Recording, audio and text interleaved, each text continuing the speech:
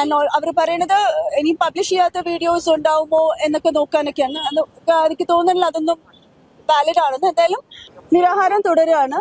ഫുഡും വാട്ടറും രണ്ടും ഇൻടേക്ക് ഇല്ല. വെള്ളവും ആഹാരവും കഴിക്കുന്നില്ല. ഞങ്ങള് വീഡിയോ സാറാക്കി വെക്കേണ്ട കാര്യമില്ലല്ലോ.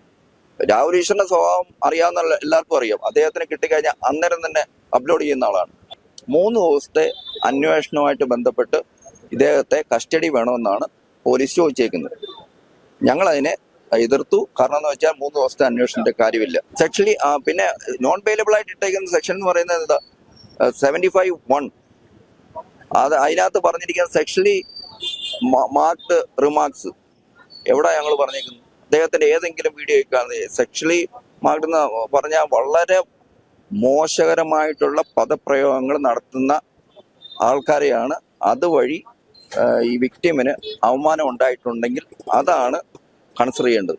ഇത് നമസ്കാരം. രാഹുൽ മാങ്കൂട്ടത്തിനെതിരെ പരാതി നൽകിയ യുവതിയെ അപമാനിച്ചു എന്നതിന്റെ അടിസ്ഥാനത്തിലാണ് രാഹുൽ ഈശ്വറിനെ പോലീസ് അറസ്റ്റ് ചെയ്യുന്നതും കസ്റ്റഡിയിലെടുക്കുന്നതൊക്കെ.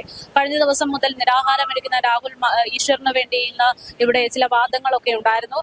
3 ദിവസത്തോളം രാഹുലിനെ തെളിവെടുപ്പിന് വേണ്ടി വിട്ടുകൊടുക്കണം എന്നുള്ള രീതിയിലാണ് ഇന്നിവിടെ അധികൃതരുടെ ഭാഗത്തു നിന്ന് ആവശ്യം ഉന്നയിക്കപ്പെട്ടത് എന്നാണ് പറയുന്നത്. അതായത് പോലീസിനോട് എല്ലാവിധനെയും സഹകരിക്കുന്ന കാര്യങ്ങൾ കൃത്യമായിട്ട് പറഞ്ഞു കൊടുക്കുന്ന രാഹുൽ ഈശ്വറിനെ എന്തിനാണ് ഇത്തരത്തിൽ കൊല്ലാക്കൊല ചെയ്യുന്ന തരത്തിൽ ഒരു രീതിയിൽ പിടിച്ചു വെക്കുന്നത് എന്ന സംശയങ്ങളാണ് ഇപ്പോൾ ഈ വിഷയവുമായി ബന്ധപ്പെട്ട് രാഹുൽ ഈശ്വറിന്റെ ഭാര്യ അടക്കം ഉന്നയിക്കുന്ന ചോദ്യം.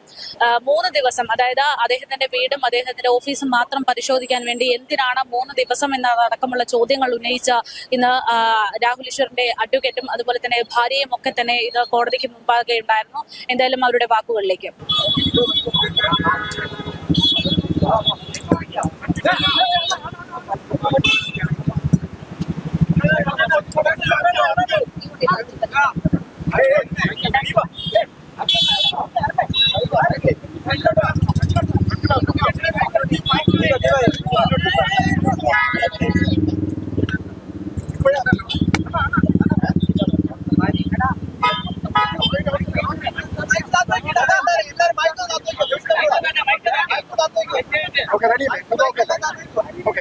എന്താണ് കോടതിയിൽ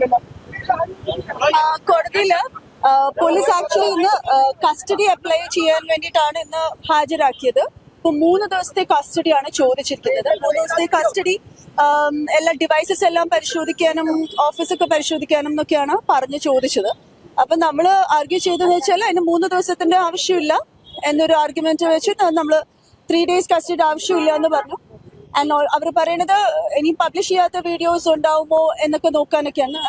എനിക്ക് തോന്നുന്നില്ല അതൊന്നും വാലിഡ് ആണെന്ന്. എന്തായാലും കോടതി പറഞ്ഞു ഒരു 1 day കസ്റ്റഡി. നാളെ വൈകിട്ട് 5 മണി വരെ. അപ്പൊ ഇന്നും നാളെ 2 days, നാളെ വൈകിട്ട് 5 മണി വരെ കസ്റ്റഡി എന്ന് പറഞ്ഞു. ഇനി ജാമ്യാപേക്ഷ നമ്മള് ഇനി മൂവ് ചെയ്യല്ലേ ഉള്ളൂ. അപ്പൊ ഇനിയിപ്പോ നമ്മള് നാളെ വൈകുന്നേരം വരെ കസ്റ്റഡി അല്ലേ. അപ്പൊ ഇനി അത് മറ്റന്നാള് മൂവ് ചെയ്ത് എടുക്കാമെന്നുള്ളത്.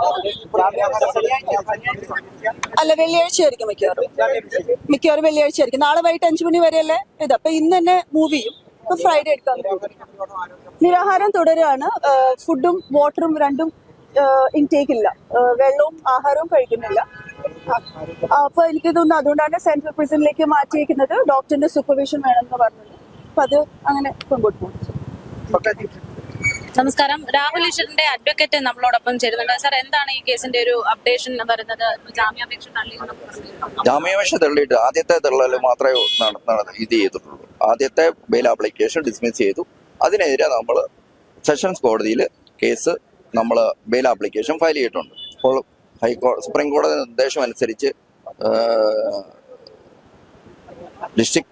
സെഷൻസ് കോടതിയിൽ നീക്കിയതിന് ശേഷമാണ് വരണമെന്നുള്ളൊരു നിയമം ഉള്ളതുകൊണ്ട് അതിന്റെ പശ്ചാത്തലത്തിലാണ് ബെയിൽ ആപ്ലിക്കേഷൻ ഇവിടെ നമ്മൾ കഴിഞ്ഞ ദിവസം തന്നെ മൂവ് ചെയ്തു. ഇൻ ദ മീൻ ടൈം അവര് പറഞ്ഞു, പോലീസ് മാധ്യമങ്ങൾ വഴി ഞങ്ങൾ അറിയുകയുണ്ടായി അവര് കസ്റ്റഡി ആപ്ലിക്കേഷൻ ഫയൽ ചെയ്യുവാണ്.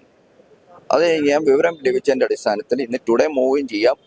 ഇതിന്റെ അപ്ഡേറ്റ് കിട്ടുവാൻ വേണ്ടി ഞാനിവിടെ വന്നപ്പോൾ എനിക്ക് അതിന്റെ ആപ്ലിക്കേഷന്റെ ഫോർമാറ്റ് കോപ്പി കിട്ടി. അതിനകത്ത് വ്യക്തമായിട്ട് പറയുന്നത് 3 ദിവസത്തെ അന്വേഷണവുമായിട്ട് ബന്ധപ്പെട്ട് ഇദ്ദേഹത്തെ കസ്റ്റഡി വേണമെന്നാണ് പോലീസ് ചോദിച്ചേക്കുന്നത്. ഞങ്ങളതിനെ എതിർത്തു. കാരണം എന്ന് വെച്ചാൽ 3 ദിവസത്തെ അന്വേഷണത്തിന്റെ കാര്യമില്ല.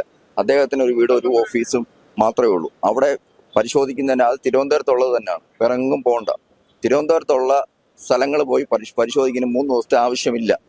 അപ്പോൾ ഞങ്ങൾ പറഞ്ഞു 1 ദിവസത്തെ ഞങ്ങൾ സഹകരിക്കാൻ റെഡിയാണ്, 1 ദിവസം കൊടുക്കാൻ പറഞ്ഞു. അപ്പോൾ കോടതി അതിന് തക്കതായ രീതിയിൽ 2 പേർക്കും കുഴപ്പമില്ലാത്ത രീതിയിൽ നാളത്തേക്ക്, അതായത് നാളെ 5 മണി വരത്തേക്ക് കസ്റ്റഡി കൊടുക്കുവാൻ തീരുമാനിച്ചു. 1 ദിവസത്തെ, ഇന്നും നാളെ. ദീപ മാം പറയുന്നത് കേട്ടോ, അതായത് ഇനിയും വീഡിയോസ് ഇതുപോലെ തയ്യാറാക്കി വെച്ചിട്ടുണ്ടോ എന്നതടക്കം അത് പരിശോധിക്കാനാണ്. ഞങ്ങള് വീഡിയോസ് തയ്യാറാക്കി വെക്കേണ്ട കാര്യമില്ലല്ലോ. രാഹുൽ ഈശ്വറിന്റെ സ്വഭാവം അറിയാവുന്ന എല്ലാവർക്കും അറിയാം. അദ്ദേഹത്തിന് കിട്ടിക്കഴിഞ്ഞാൽ അന്നേരം തന്നെ അപ്ലോഡ് ചെയ്യുന്ന ആളാണ്. രാഹുൽ ഈശ്വറിന്റെ സ്വഭാവം അറിയാവുന്ന അങ്ങനെ രഹസ്യമാക്കി വെക്കില്ല. അദ്ദേഹം നിയമം അറിയാവുന്ന ഒരാളാണ്. അദ്ദേഹം ഇതുവരെ ഞാൻ അദ്ദേഹത്തിന്റെ ഈ കേസ് നീക്കുന്നതിന് മുമ്പേ, ജാമ്യാപേക്ഷ ഡ്രാഫ്റ്റ് ചെയ്യുന്നതിന് മുമ്പേ അദ്ദേഹത്തിന്റെ ഫുള്ള് വീഡിയോ കണ്ടിട്ടാണ് ഞാൻ വന്നത് ഇതുമായിട്ട് ബന്ധപ്പെട്ട്. അതിനകത്തൊന്നും ഈ വിക്ടിമിന്റെ പേര് പറഞ്ഞിട്ടില്ല. ഒരു ഫോട്ടോ അപ്ലോഡ് ആയിട്ടുള്ള ഒരു പെൺകുട്ടിയുടെയാണ്. അത് ഐഡന്റിഫിക്കേഷൻ വെളിപ്പെടുത്തുന്നതല്ല. പിന്നെ അദ്ദേഹത്തിന് കൺസ്ട്രക്റ്റീവായിട്ടുള്ള ക്രിറ്റിസിസം നടത്താനുള്ള അധികാരമുണ്ട്. ഇന്ത്യ രാജ്യത്തെ ജനാധിപത്യ രാജ്യമാണല്ലോ. ഈ ജനാധിപത്യ രാജ്യത്തിൽ വളരെ കൺസ്ട്രക്റ്റീവായിട്ടുള്ള ക്രിറ്റിസിസം നടത്താനുള്ള അധികാരമുണ്ട്. അപ്പോൾ അതിനെ എതിർക്കുന്നവരെല്ലാം ഇവിടെ ജയിലിടുക എന്ന് പറയുന്നത് മോശമല്ലേ? ഈ പേര് പറഞ്ഞ് പരാമർശിച്ചിട്ടില്ല എങ്കിൽ പോലും അതിജീവിതയിലേക്ക് എത്താനുള്ള ഹിന്റ് കൊടുത്തിട്ടുണ്ട് എന്നത് യാഥാർത്ഥ്യമാണ്. കാരണം അദ്ദേഹം തന്നെ പറയുന്നുണ്ട്, വേണമെങ്കിൽ നിങ്ങൾക്ക് സന്ദീപ് വാര്യരുടെ ഫേസ്ബുക്ക് പോസ്റ്റ് എടുത്ത് നോക്കാം എന്ന് പറയുന്നുണ്ട്. അതിൽ കൃത്യമായിട്ട് ആ ചിത്രം ആ സമയത്തുണ്ടായിരുന്നു. അതായത് പബ്ലിഷ് ചെയ്തു ഇല്ല എങ്കിലും അതിന് തുടക്കം രാഹുൽ ഈശ്വറിന്റെ ഒരു പോസ്റ്റ് ആണ് ചെയ്തിട്ടില്ലല്ലോ. അത് വേണമെങ്കിൽ അത് എടുത്തു. സന്ദീപ് വാര്യരുടെ ഫേസ്ബുക്ക് പോസ്റ്റിനകത്ത് എത്രയോ കല്യാണ ഫോട്ടോ മറ്റു കാര്യങ്ങളും കാണുന്നുണ്ട്. അതെല്ലാം ഈ ഏകദേശം ആ സമയമടക്കം പരാമർശിച്ചുകൊണ്ടായിരുന്നു അങ്ങനെ ഒരു പ്രതികരണം നടത്തിയത്. എനിക്ക് കൃത്യമായിട്ട് ഓർമ്മയുണ്ട്. മേഘയ്ക്ക് പോലീസ് അങ്ങനല്ലല്ലോ പറഞ്ഞിരിക്കുന്നത്. പോലീസ് പറഞ്ഞിരിക്കുന്നത് അവരുടെ ഐഡന്റിറ്റിയെ റിവീൽ ചെയ്തെന്നാണ് പറഞ്ഞത്. എവിടെ റിവീൽ ചെയ്തു അത് പറ. ഐഡന്റിറ്റി പക്ഷേ മനസ്സിലാവുന്ന തരത്തിൽ പരാമർശം നടത്തി എന്ന് ഇല്ല. അങ്ങനെ പറയണ്ടില്ലല്ലോ. പോലീസിനില്ലാത്ത കേസില്ലല്ലോ. ഞാൻ പോലീസ് അങ്ങനെ സംഗതി വന്നിട്ടില്ല. മനസ്സിലാകുന്ന തരത്തിൽ എന്നുള്ള രീതിയിലുള്ള സംഗതികൾ വന്നിട്ടില്ല. ഈ പോലീസിന്റെ കാര്യം പറയുമ്പോഴാണ് രാഹുൽ ഈശ്വർ അവിടുന്ന് ഇറങ്ങി വരുന്ന സമയത്ത് പോലും പറയുന്നുണ്ട്, അതായത് കള്ളങ്ങൾ പറഞ്ഞുകൊണ്ടുള്ള ഒരു അറസ്റ്റ് ആണ് ഇത്. സെക്ഷൻ 35 പ്രകാരം BNS, അതായത് പണ്ട് ക്രിമിനൽ പ്രൊസീജിയർ BNSS പ്രകാരം ഇദ്ദേഹത്തിന് അറസ്റ്റ് ചെയ്യുന്നതിന് മുമ്പേ ഈ ഇദ്ദേഹത്തിന്റെ ഒഫൻസ് നിങ്ങളൊന്ന് ആലോചിക്കണം. അതായത് 7 years, ലെസർ ദാൻ 7 years ആണ്. അതായത് 7 വർഷത്തിൽ താഴെയുള്ള ഒഫൻസാണ് അദ്ദേഹം ചെയ്തേക്കുന്നത്. അപ്പോൾ വളരെ അദ്ദേഹം ഒരു അറിയപ്പെടുന്ന ഒരാളാണ്. അദ്ദേഹത്തിന് ഒരു നോട്ടീസ് സെർവ് ചെയ്ത് നിങ്ങൾ ഇന്ന സമയത്ത് വന്ന് ആരാകണമെന്ന് പറഞ്ഞാൽ അവർ മാന്യമായിട്ട് ചെയ്യും. ഇത് വീട്ടിൽ ഒരു കള്ളനെ പോലെ ചെന്ന് പിടിക്കുകയും അവരെ പിടിച്ച് ഇറക്കിക്കൊണ്ട് വരികയും ചെയ്യുന്നത് അത് മോശമായി പോയി. എന്താ വെച്ചാൽ അതുപോലുള്ള ഹീനിയസ് ആയിട്ടുള്ള ക്രൈം ചെയ്തിട്ടില്ല അദ്ദേഹം. സെക്ഷലി പിന്നെ നോൺ ബെയിലബിൾ ആയിട്ട് ഇട്ടേക്കുന്ന സെക്ഷൻ എന്ന് പറയുന്നത് എന്താ 75(1). അത് അതിനകത്ത് പറഞ്ഞിരിക്കുന്ന സെക്ഷലി മാർക്ക്ഡ് റിമാർക്സ് എവിടെ ഞങ്ങൾ പറഞ്ഞേക്കുന്നു? അദ്ദേഹത്തിന്റെ ഏതെങ്കിലും വീഡിയോ സെക്ഷലി മാർക്ക്ഡ് എന്ന് പറഞ്ഞാൽ വളരെ മോശകരമായിട്ടുള്ള പദപ്രയോഗങ്ങൾ നടത്തുന്ന ആൾക്കാരെയാണ്. അതുവഴി ഈ വിക്ടിമിന് അവമാനം ഉണ്ടായിട്ടുണ്ടെങ്കിൽ അതാണ് കൺസിഡർ ചെയ്യേണ്ടത്. ഇത് അങ്ങനെ ഒരു സ്റ്റേറ്റ്മെന്റ് എന്താണെന്ന് പോലും ഇതിനകത്ത് പറഞ്ഞിട്ടില്ല. പോലീസിന് അത് പറഞ്ഞിട്ടില്ല. അപ്പോൾ ഈ കേസ് നിലനിൽക്കുമെന്ന് തന്നെ സംശയമാണ്. സംശയമല്ല, നിൽക്കത്തില്ല. ഇപ്പോഴത്തെ തെളിവ് വെച്ച് ഒന്നും നിൽക്കുന്ന സെക്ഷൻസ് അല്ല അവര്, പ്രത്യേകിച്ച് നോൺ ബെയിലബിൾ സെക്ഷൻ. അദ്ദേഹത്തിന് അങ്ങനെ ഒരു ഇന്റൻഷൻ ഇല്ല. നമ്മൾ ക്രിമിനൽ കേസിനകത്ത് മെയിനായിട്ട് നോക്കേണ്ടത് മെൻസ്രിയാണ്. അദ്ദേഹത്തിന്റെ ഇന്റൻഷൻ എന്താണെന്ന് നോക്കും. അദ്ദേഹത്തെ അങ്ങനെ ഇന്റൻഷൻ, അദ്ദേഹത്തെ അവമാനിക്കണമെന്നൊരു സെക്ഷലായിട്ട് അദ്ദേഹത്തെ ഈ വിക്ടിമിനെ അവമാനിക്കണമെന്ന് ഒരു ഉദ്ദേശവും. ഈ കസ്റ്റഡിയിൽ എടുക്കുന്ന സമയത്ത് കോടതി പ്രധാനമായിട്ടും പറഞ്ഞത് ഇതിനു മുമ്പും പല തരത്തില് രാഹുൽ ഈശ്വർ ഓരോ സ്ത്രീകളെ അപമാനിച്ചിട്ടുണ്ട് എന്നതടക്കം പരിഗണിച്ചുകൊണ്ടാണല്ലോ. അത് ഞാൻ പറയാമല്ലോ. ഹണി റോസുമായിട്ട് ബന്ധപ്പെട്ടുള്ള കേസുണ്ട്. ആ ഹണി റോസുമായിട്ട് ബന്ധപ്പെട്ട് ഞാനാണ് ഹൈക്കോടതിയിൽ അത് ബെയിൽ ആപ്ലിക്കേഷൻ മൂവ് ചെയ്തു. അതിനുശേഷം വളരെ മാന്യമായിട്ട് തന്നെ അദ്ദേഹം ആ കോടതി പറഞ്ഞിരിക്കുന്ന ടേംസ് ആൻഡ് കണ്ടീഷൻസ് ഫോളോ ചെയ്ത ആളാണ്. പിന്നെ അത് കഴിഞ്ഞ് റെനി എന്ന് പറഞ്ഞ ഒരു മാധ്യമ സുഹൃത്ത് പറഞ്ഞ പരാതി കൊടുത്തതിൻ്റെ അടുത്ത് അതിൻ്റെ പേരിലും കേസ്, അത് നോൺ ബെയിലബിൾ അല്ല, ബെയിലബിൾ ആയിട്ട് എടുത്തിട്ടുണ്ട്. അതിനകത്തും അദ്ദേഹത്തിനകത്ത് കോടതി വ്യക്തമായിട്ട് ജസ്റ്റിസ് ബെച്ചു കുര്യൻ തോമസ് ആണ് അതിന് ഓർഡർ കൊടുത്തേക്കുന്നത്. അതായത് നോൺ ബെയിലബിൾ ഒഫൻസും അല്ല ഇടുകയാണെങ്കിൽ അദ്ദേഹത്തിന് 35(3) പ്രകാരം നോട്ടീസ് കൊടുക്കണമെന്ന്. അതിൻ്റെ നഗ്നമായ ലംഘനമാണ് ഇപ്പോൾ പോലീസ് ചെയ്തിരിക്കുന്നത്.